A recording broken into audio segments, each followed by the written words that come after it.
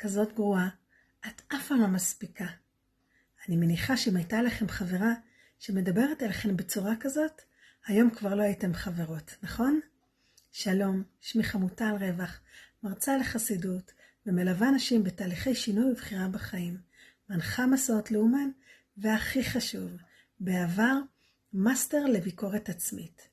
אני זוכרת את עצמי בכל ערב, כשאני הולכת לישון, מתחילה להריץ בראש מחשבות על היום שהיה, ועוברת סיטואציה אחר סיטואציה, ובכל נקודה אני מוצאת מה היה לא טוב, איפה טעיתי, ובסופו של דבר, גם בערב זה הולכת לישון עם קיבוץ ותחושת עייפות ותסכול, עייפות מהחיים.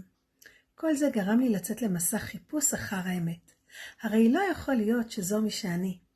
ודרך תורות חסידיות ולימוד על עולם הנפש, גיליתי שאנחנו הרבה יותר מאותו קול מחליש.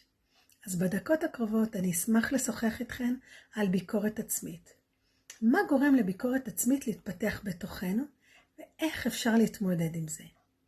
אז באמת, מה גורם לאותו קול שמבקר את המחשבות שלי, את המעשים שלי, את ההישגים, את המראה, את המשפחה שלי, בעצם את מה לא?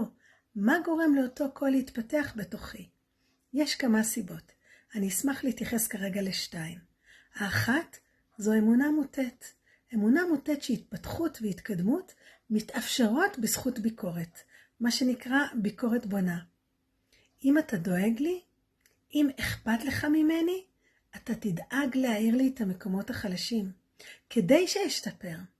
ולכן נוצרה בתוכי אמונה, שאם אני חשובה לעצמי, ואם אני רוצה להתקדם ולהתפתח, כדאי שאתמקד במקומות החסרים.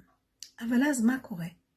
במקום שזה יעורר מוטיבציה, ויגביר את כוחות הנפש שלי, זה רק החליש, הנמיך ודילל את הכוחות. הסיבה השנייה שגורמת לנו לאמץ את הביקורת העצמית, זו אמונה שיחס מתקבל על ידי התנהגות שלילית. הרי לא תמיד קיבלנו יחס, ולעיתים כדי שנוכל לזכות במעט יחס, חלקנו אפילו עשינו מעשים שליליים, שבזכותם התייחסו אלינו. גם אם זה גרם בסופו של דבר ליחס שלילי, זה לא באמת משנה לאותו חלק שבנו שמשווה ליחס. וכך נוצרה אמונה שהביקורת היא הדרך ליצירת קשר, וזו כמובן אמונה מוטית. אז איך מתמודדים עם אותה ביקורת? הדבר הראשון זה הזיהוי. לזהות שיש בתוכי חלק, אבל הוא רק חלק, הוא לא כל כולי, והוא מתמקד בחסרונות שלי, כי הוא דואג, הוא אוהב, ואכפת לו ממני. חשוב שנזכור שכוונתו חיובית, המטרה שלו טובה. הוא מאמין שרק על ידי הדגשת החסרונות אני אוכל להתקדם או להיות בקשר. הדבר השני לאחר הזיהוי זה להודות לאותו חלק. לומר לו תודה למרות שאני לא מסכימה עם הדרך שלו. אני מניחה כרגע בצד את הדרך. כדאי אפילו לתת לו שם ולומר תודה שאכפת לך ממני. תודה שאתה לא מניח לי ורוצה כל הזמן שאשתפר. תודה שאתה לא מוותר עליי ורוצה שיהיה בקשר.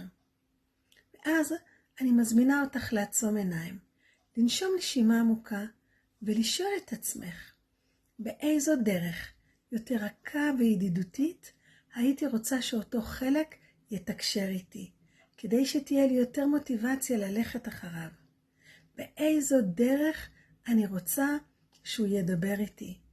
אני בטוחה שאם תחשבי על זה רגע, יהיו לך רעיונות נפלאים. מוזמנת לכתוב לי, אשמח לקרוא. בהצלחה.